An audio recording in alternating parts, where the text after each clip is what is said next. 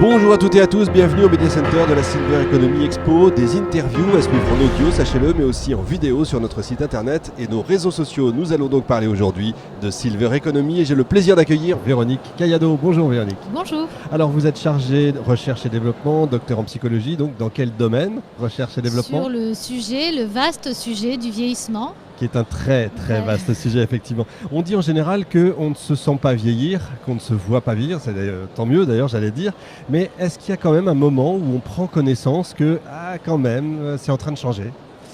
C'est sûr que le vieillissement est un processus qui commence bien avant 60 ans et se sentir vieillir, dans l'étude, nous avons mené une étude au sein de WeCare avec un recueil de données en septembre 2019 et effectivement c'était une question qui était posée. À quel moment de sa trajectoire, de son histoire, il y a quelque chose comme ça, un événement, quelque chose qui se dit là je sens que je suis en train de prendre de l'âge, d'avancer en âge. Et ce qui ressortait en fait pour les populations des boomers, c'était le départ des enfants du domicile. C'était vraiment un événement rupteur. Il y avait aussi la confrontation à la mort, mais le départ des enfants était un élément vraiment fort. C'est pas la retraite? Alors la retraite oui, mais pour leurs enfants. Leurs enfants, ça va être l'élément qui pour eux va faire un peu sens dans la perception que la vie avance. Alors aujourd'hui, il y a un grand mot, c'est le mot autonomie. Oui. Autonomie, on l'entend partout et comme tous ces mots, ça veut tout dire et rien dire à la fois. Est-ce qu'on va aujourd'hui vers la fin de la dépendance ou est-ce que c'est un peu des deux? En fait, c'est toujours pareil, c'est qu'est-ce qu'on met derrière. Parce que l'autonomie, en fait, c'est la capacité de jugement pour se gouverner soi-même. C'est la capacité à choisir pour soi-même. Dans la mesure du possible, oui, l'autonomie jusqu'au bout. Après, le corps, Alors, en termes je ne sais pas quel est l'aspect de votre question. Si c'est par rapport à la terminologie qu'on emploie, est-ce qu'il est préférable? C'est très général. Alors, si conserver le terme autonomie dans cette idée de respect de l'être humain jusqu'au bout, même en perte d'autonomie, même avec des troubles neurodégénératifs, quelle part en fait on peut préserver, garder de ce pouvoir et de cette conscience que l'on a de ses choix, des risques que l'on veut encourir. Si on va vers cette dimension-là de respect, de l'autonomie jusqu'au bout, oui, c'est un choix et une perspective qui est pleine d'avenir pour nous tous. Oui, c'est ce que j'allais vous demander, c'est plein d'avenir. Là, du coup, pour le coup, on réfléchit sur ces questions-là quand même. Ouais. D'accord, je comprends. Est-ce qu'on pourrait imaginer un portrait robot des seniors? J'ai appris récemment que j'étais senior, moi, donc c'est très angoissant, mais et en même temps, est-ce que je dois m'angoisser? Alors, c'est quoi c'est vrai que quand on vous dit, ça y est, vous êtes passé dans la catégorie des seniors, mais tout est relatif en fait. Quelle grille de référence? Dans le sport, on est senior bien avant tout le monde. Dans le monde du travail, c'est encore plus tôt. Pour les institutions, c'est la retraite. En fait, voilà, c'est quel est le cadre de référence? Il n'y en a pas en fait, parce que autant le vieillissement, c'est un processus biologique. Autant la vieillesse, c'est une construction sociale. Donc, selon les sociétés, selon les milieux, selon les cadres de référence, c'est pas la même conception. Ça, c'est extrêmement important. Hein. Ça veut dire c'est dans... J'allais presque dire c'est dans la tête, mais c'est pas dans la tête qu'on vieillit, pas que quand même. C'est souvent dans le regard des autres qu'on est vieux. Ouais. Alors c'est quoi le portrait robot? Est-ce qu'on peut en donner un? Parce que finalement il y en a beaucoup des seniors, il y a plein de catégories.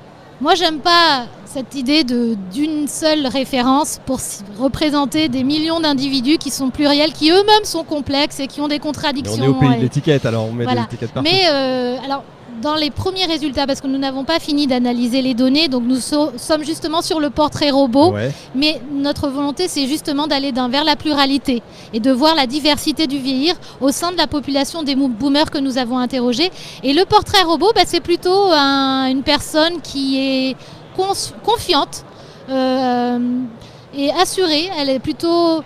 elle vit le vieillissement de manière plutôt positive. On a une représentation plutôt positive et plutôt optimiste par rapport à la suite, même si elle a conscience du risque de perte d'autonomie, même si elle a conscience de ses limitations et qu'elle ne peut plus faire les choses comme elle le faisait avant. Mais là, je vous parle de personnes qui ont été interrogées, qui sont nées entre 1945 et 1965, donc qui ont entre 55 et 75 ans. La génération du baby-boom après-guerre. C'est bien ça. Effectivement. Alors, quels sont les grands enseignements de votre étude dont vous parliez à l'instant? Donc, l'étude est assez récente, mais déjà, vous avez pu ressortir des grands points, des points importants?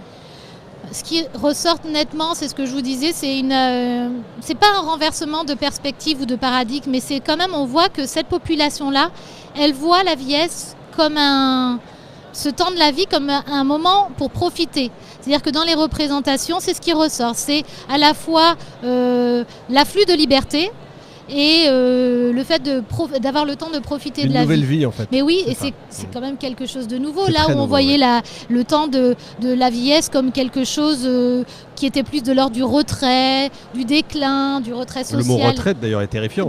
Oui.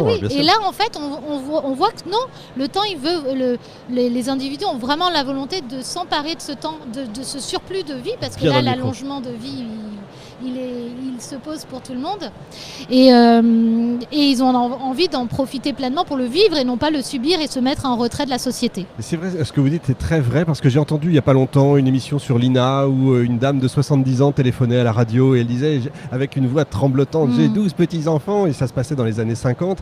On avait l'impression qu'elle avait 90 ans aujourd'hui. Or effectivement quelqu'un de 70 ans aujourd'hui, c'est pas quelqu'un de vieux. Non. C'est ça qui est dingue en fait. Il y a l'allongement de l'espérance de vie, mais aussi il y a la manière de vivre son âge qui est aux prises avec les évolutions de la société. Dès lors que les représentations évoluent, on laisse aussi la part à une nouvelle manière de vivre son âge. Et les aidants, on les oublie un peu, hein, les aidants. Alors les aidants, c'était effectivement une part importante de notre échantillon. Et ce qui ressort, c'est que les aidants ont une approche.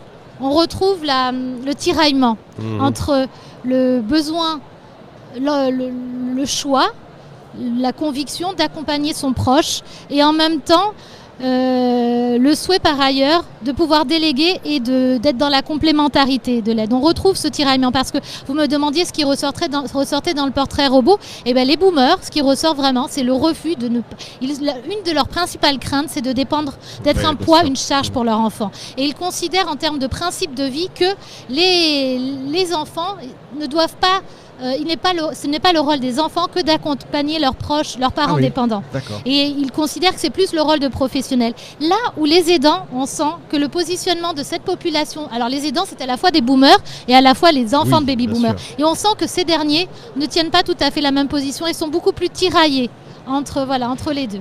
Parmi les boomers, parmi les aidants, c'est 11 millions de personnes en France. Enfin, c'est quand même quelque chose 11 d'énorme. 11 millions, toutes catégories confondues. Je crois, j'avais regardé, c'est 61% d'actifs, c'est 81% qui ont moins de 65 ans. C'est quand même énormissime. Oui. Donc c'est la jeune génération, non, c'est la nouvelle génération, celle qui est née dans les années 70, c'est ça ? Il y a aussi des aidants conjoints, compagnons, mais bien sûr, et ces personnes-là sont plus âgées, effectivement. Est-ce que le numérique peut être une aide, va être une aide ou est déjà une aide pour à la fois les aidants et à la fois pour ceux qui vont vivre leur nouvelle vie, justement ? Le numérique, je ne sais pas à quel niveau ça va précisément, vous l'entendez, mais je pense que c'est comme toutes les technologies, c'est-à-dire qu'il y a un phénomène d'appropriation. Donc il y a déjà ce qu'on propose aux gens en termes d'exploitation, d'utilisation, et puis après comment ils vont l'utiliser, peut-être pour faire des modes de mise en relation, d'entraide, pourquoi pas en fait. Voilà, il y a tout cet aspect appropriation de la nouvelle technologie, ça peut être bon et mauvais, c'est toujours cet écart entre ce qu'on propose et ce que les gens en font. Pour terminer, Véronique, vous êtes optimiste sur les années qui viennent, sur la façon dont on va voir ce troisième, ce quatrième, ce cinquième âge, parce que finalement on vit de plus en plus vieux. C'est un sacré défi quand même. C'est un sacré défi d'un point de vue sociétal. C'est-à-dire que bien sûr il y a la question du chiffre, bien sûr il y a la question du financement, mais c'est aussi carrément un projet, comment on fait le nous. C'est un projet de vie, de et société, le nous qu'on sera plus tard, parce que on est tous des vieux en devenir. Donc vraiment c'est un défi qui est majeur et il y a un risque de division. On le voit à travers les aspects générationnels, la guerre des générations, c'est des idées qu'on peut entendre. Il y a vraiment un risque, mais il y a un enjeu et une voie en tous les cas pour construire ensemble un nous. Effectivement. Écoutez, merci beaucoup Véronique Cayado. Je rappelle que vous êtes chez WeCare. On peut retrouver l'étude, on pourra la retrouver quand ? on peut déjà la retrouver sur l'espace presse du site WeCare. Et vous avez également un onglet sur ce site-là avec plein de publications sur le vieillissement, l'avancée en âge. Et je me permets aussi de le citer, j'ai une chaîne WeCare, j'ai une chaîne YouTube, Véronique Cayado, sur ces aspects-là de vieillissement, de comparaison aussi interculturelle, parce que c'est toujours en ayant un œil un peu décalé sur d'autres cultures qu'on voit mieux ce qui se passe chez nous. Vous êtes formidable, merci beaucoup Véronique. Merci à vous. Merci, bonne journée. Fin de cette émission en direct de notre Media Center. Retrouvez l'ensemble des émissions sur silver-economie avec un y-expo.com. On se retrouve la prochaine fois avec un nouvel invité.